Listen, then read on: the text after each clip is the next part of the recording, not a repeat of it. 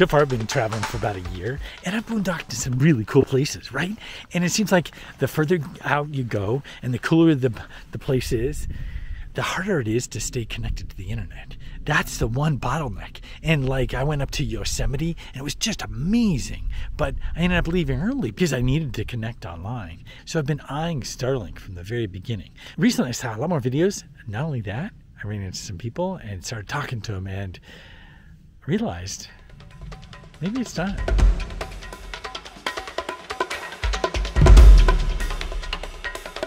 One of the things that really gave me pause, of course, was the initial cost of Starlink, because I'd already spent some money on an initial setup. And so having to outlay another chunk of change, which is not a small amount, you know? So it's like, okay, is this really gonna be worth it? If I can be connected and really be connected, like we're talking, you know, home internet speeds, like that seemed to be the ideal. And I'd never gotten that with anything that I had so far. I have some speed tests, and I'll show you those in a little bit. But there's two things that I discovered about Starlink that I hadn't even thought of when I was considering getting it. And it's so funny that these are actually the things that might get me to return it.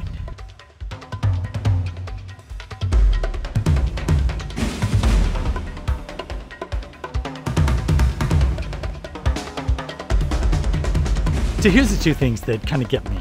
And you might be different, they might not get you at all. But here's the thing, they're kind of funny. Okay, so the first one is bulk.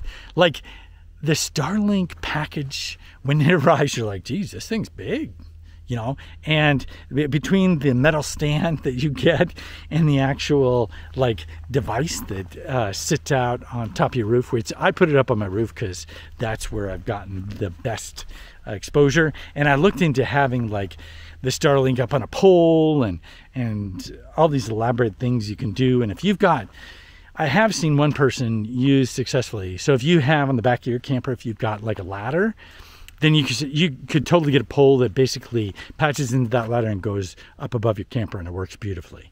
Okay, and then I saw this one couple and they put it in their window. Now I haven't decided to drill into my camper yet and have the line go up to the roof because I really, between the router and the actual Starlink thing, they're outside, and so they're not as secure as being inside, right? I haven't drilled the hole yet, and here's why. Because when I have Starlink going, guess how much power it sucks? It sucks between 30 and 60 watts. Sometimes I saw it go up to 90 once. Now, it fluctuates a lot. I've seen it go down to 7, but it will consistently draw like a good, I don't know, 30 or 40 watts. Now, when you're boondocking, that's a lot of power because, you know, you have to kind of conserve your power usage. It's not like you can just plug in and use power willy-nilly all you want, right? You really have to conserve. And sometimes I wake up in the morning, I'm not used to boondocking as much, and I'll wake up in the morning and I won't have enough power to get a cup of coffee. And so I got to keep my fridge going. Anyway, so that's one thing to consider is the power usage. That's where I've run into issues. Okay, so when I got Starlink, I got to test it in a pretty good spot to test. I was in a low valley area and in a busy campground, plus there were trees around me. So I had obstacles, I was in a low area, and lots of people around. And in that testing, I was still happy.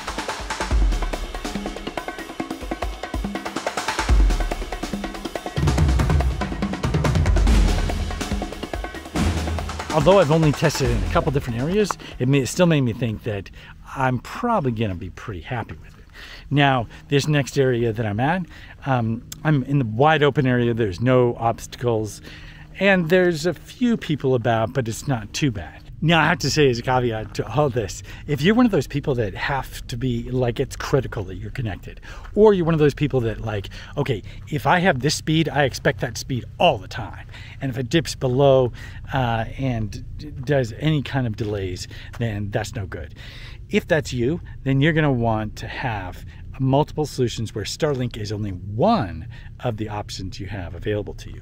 And if that's you, you'll want to go to Mobile Must Have. They've got a great router that you can get and a service you can patch into so you can have multiple SIM cards that you can, move between services based on your needs.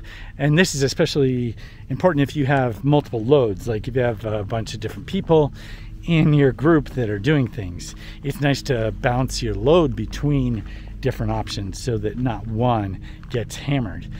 So if either of these are you, then definitely that's something you want to consider. And I don't think Starlink is going to be the one solution. For me though, I found it pretty good. I think the true benefit of Starlink is if you were to be boondocking out in some really cool places and there's nobody else around.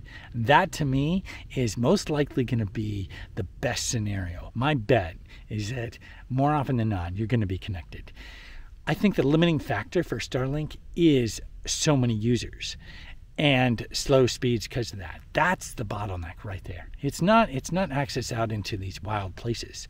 But when you're drawing so much power, I don't know, that's a problem. But I realize that's on me too. Like, I need a better solar setup, and then that won't be a problem at all.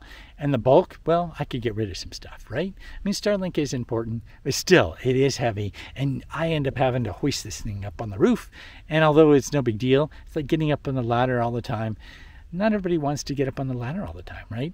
That's where that pole comes in handy. But I don't have that kind of setup. So is Starlink worth it? You bet it is. It's definitely hands down worth it. But is it going to be worth it for everybody? Probably not. It's worth definitely trying out. And what gets me to definitely recommend it is they're improving it all the time. And I just feel like it's a good solution.